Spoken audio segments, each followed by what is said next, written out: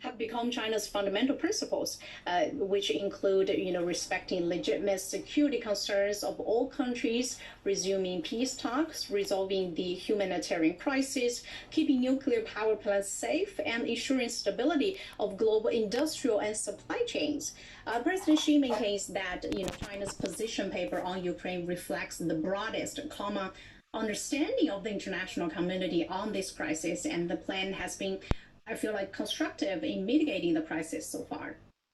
President Xi's visit to Moscow testifies quite clearly to the robust friendship and partnership between the two countries. Western powers have long feared such an alliance and tried to prevent it. RT's Steve Sweeney explains. Chinese President Xi Jinping has arrived in Russia to the alarm of the United States and other Western countries.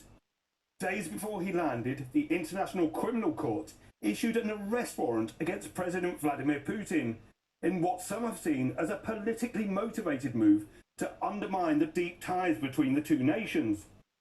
But the bond between Russia and China is strong. They share close links in the economic, scientific, and military spheres. The partnership in the BRICS alliance and the Shanghai Cooperation Organization is deepening.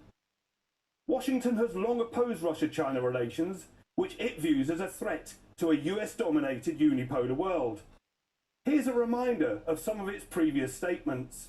Around the world we face rogue regimes, terrorist groups, and rivals like China and Russia that challenge our interests, our economy, and our values.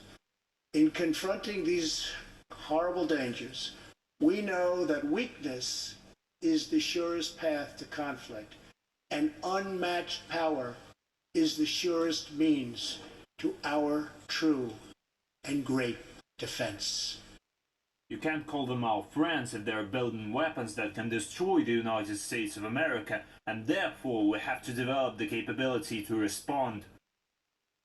The US, which has launched at least 251 military interventions since 1991, according to its own government sources, stands accused of hypocrisy. Both China and Russia, and this is right out in the national security strategy, are two countries that are chafing against this international rules-based order that the United States and so many of our allies and partners have built up since the end of World War II. It is almost as if Iraq, Afghanistan, Libya, Chile, Nicaragua, and the countless other US invasions and involvement in coups against democratically elected governments never happened. And as if Washington doesn't have hundreds of military bases surrounding China while flooding Taiwan with arms. World powers toughened their stance against China and Russia when NATO identified Beijing as a systemic challenge to Euro-Atlantic security and accused the pair of undermining global stability. The deepening strategic partnership between the People's Republic of China and the Russian Federation, and their mutually reinforcing attempts to undercut the rules-based international order, run counter to our values and interests. Returning to today, Washington has ramped up the rhetoric, warning of the defense and security links between the two countries, with the US saying, without providing evidence, that China was preparing to send arms to Russia to use in the conflict in Ukraine. We're very concerned that China is considering providing lethal support to Russia in its aggression against Ukraine. But it is China that has outlined a 12-point peace plan for Ukraine, while the West has undermined and opposed negotiations. Beijing was quick to hit back at Washington, saying China-Russia relations are now more important than ever. It is the US side, not the Chinese side, that is supplying a steady stream of weapons to the battlefield. The US side is not qualified to dictate to the Chinese side. We also never accept the US dictating or even coercing pressure on Sino-Russian relations.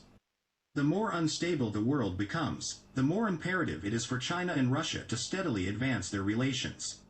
While Russia has accused Washington of pressing the West to adopt a hostile approach to the two nations.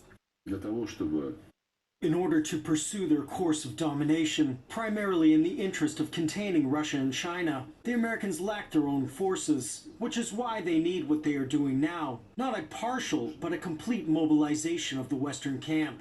Our relationship with the People's Republic of China, of course, is going through absolutely the best times in the history of this relationship. Our leaders say so. You remember how these relations were characterized by our Chinese friends in their time, that it is not an alliance, but in many ways it is stronger than an alliance. That alliance has seen the two countries develop stronger economic ties, with trade increasing by nearly 30% to a record $190 billion in 2022. Relations even extend to outer space, with Beijing and Moscow inking a cooperation deal which lasts until 2027. As talks between the two leaders are expected to see more agreements, it is clear that the more the West tries to drive a wedge between Russia and China, the stronger their ties become.